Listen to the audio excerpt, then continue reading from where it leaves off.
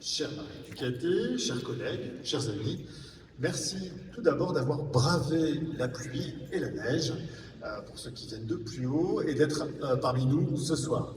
Soyez donc les bienvenus au musée Ariana. En pantoufle, une toile triptyque intitulée Le paradis à la télé, un vase crevette, des tables, des briques, Saint-Georges et le dragon, une méduse mauve, quelques morceaux de la cité radieuse. Voilà ce que vous allez découvrir dans l'exposition consacrée au travail de Marie Ducaté. Tout cela en simultané, et c'est justement le titre de notre exposition, simultané. Autrement dit, tout à la fois.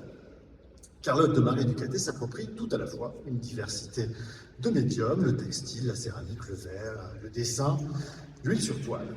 Et Marie est tout à la fois à Marseille, où elle vit et où elle travaille, en République tchèque, où elle produit ses pièces en verre, en Uruguay, où elle a même un petit musée consacré à son art. Et puis il existe évidemment des œuvres de Marie dans de nombreuses collections publiques, et pour quelques mois donc à Genève, ici au musée Ariana. Il y a des gens chez qui la simultanéité est un peu frénétique, voire stressante. Et je fais partie de ces gens-là, victimes du mal de notre époque qui consiste à faire 20 choses à la fois et d'avoir toujours cette impression de manquer quelque chose d'important, une notification. C'est ce musée qui me tient particulièrement à cœur, et je ne dis pas ça dans tous les musées que je visite, pour célébrer ce beau vernissage. La céramique, le verre, deux matières que l'on associe souvent à la fragilité, au silence, à la contemplation, deux matières qui exigent patience, précision et soin, des matières qui ne pardonnent pas l'approximation. Je pense bien sûr à votre travail, Madame Ducaté, mais aussi à toutes les personnes qui ont monté cette exposition. D'ailleurs, tout à l'heure, avec Claire, qui a eu la gentillesse de m'expliquer si bien votre travail, j'ai pensé, j'étais là, ah, vous deviez être content une fois qu'elles sont posées, car voilà, un malheur est vite arrivé. Et effectivement, travailler le verre et la céramique, c'est un peu flirter avec le danger. Et pourtant, votre travail, Madame Ducaté, ne parle pas de fragilité, de crainte ou de retenue, mais plutôt de force, de vitalité et de liberté.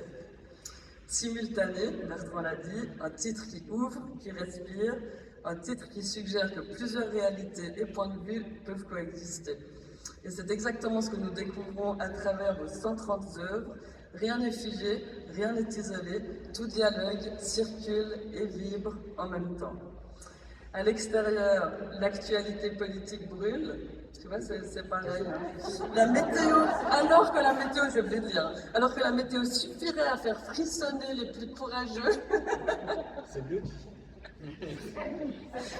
Le musée nous offre un espace d'ouverture, de couleurs, de rayonnement. Cette exposition, c'est la deuxième temporaire, je crois, conçue sous ta direction, c'est juste ? Et elle affirme avec clarté une orientation, ouvrir le dialogue entre patrimoine et création contemporaine, faire se rencontrer les matériaux d'hier et les pratiques d'aujourd'hui. Marie Ducaté, vous êtes une exploratrice des matières, verre, céramique, papier, textile, peinture. Vous décloisonnez les disciplines, comme Bertrand aimerait décloisonner ce beau musée. Vous faites converser les textures, les couleurs, les surfaces. Ici, rien ne reste à sa place. Assigné, tout se répond, tout se transforme. Au premier étage du musée. Quelques mots sur l'artiste. Diplômée de l'école des Beaux-Arts d'Aix-en-Provence en 1980, Marie Ducaté a commencé à exposer dès 1984 avec des expositions personnelles et collectives en France et à l'étranger. Son travail est représenté dans une vingtaine de collections publiques, dont le musée Fodor Amsterdam, le FNAC Paris, le musée des arts décoratifs de Paris et le FRAC Occitanie Montpellier, pour en citer que quelques-uns. Pour ma part, j'ai découvert le travail de l'artiste avec sa pièce en céramique Émilie et les cochons, inspirée d'un conte de George Sand, que j'ai eu l'opportunité d'emprunter au FRAC Villeurbanne pour une exposition co-commissariée avec Julie Portier pour le Centre d'art contemporain de la Cour en 2023. Au musée Ariana, nous présentons une exposition monographique qui traverse l'œuvre de l'artiste avec, comme on l'a mentionné, une sélection de 130 pièces réalisées au cours des 3 dernières décennies, jusqu'à des productions plus récentes, avec une série de pièces en verre réalisées en 2025, qui sont montrées pour la première fois. L'envie ici a été de transposer certains éléments ainsi que l'état d'esprit de l'atelier de l'artiste à Marseille, lieu foisonnant de pièces et investi d'un mobilier chiné où les armoires peintes de différentes couleurs servent autant d'espaces d'entreposage que d'écrins ou encore de vaisselier. Marie Ducaté développe initialement une pratique picturale figurative, riche en renvois à l'histoire de l'art. C'est une grande consommatrice d'images, puisée dans les livres d'art, les magazines de mode et la télévision. La high et la low culture se rencontrent, tout comme la figuration et l'abstraction qui cohabitent dans son œuvre. Aussi, sa pratique comprend des réalisations produites en autonomie, tout comme un ensemble de pièces qui témoignent de ses rencontres avec différents artisanes et artisans. Le volume est devenu si nombreux, ça me touche beaucoup. Je tiens à remercier la ville de Genève. Je remercie aussi Gustave Révillot, le collectionneur qui a fait construire ce musée et qui a réuni ici des œuvres extraordinaires. C'est avec un immense plaisir que j'ai répondu à la carte blanche que m'a donnée Claire Fitzgerald. Je la remercie de tout cœur pour son invitation, son commissariat artistique et sa mise en espace de cette exposition monographique avec la scénographie magnifique de Elsa Audouin. Rarement mes peintures, mes œuvres ont eu de telles couleurs, des murs aussi jolis, aussi italiennes. Je tiens à remercier chaleureusement Bertrand Mazera, le directeur du musée Ariana, Corinne Muller-Zontag, Chantal Dubélé-Attinguet et toutes les personnes de l'administration et l'ensemble du personnel du musée Ariana.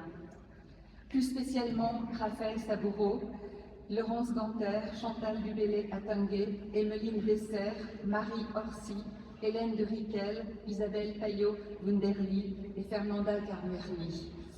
Cécile et Roger pour le graphisme, Isabelle Payot-Wunderli, ainsi que tous les médiateurs et médiatrices, ainsi que les équipes techniques, Afrim Abdouzali, Gaël Grivet, Tindaro Galliano, Thomas Niewinski et les équipes d'accueil et de surveillance et d'entretien, sans lesquels ce musée ne serait pas aussi beau.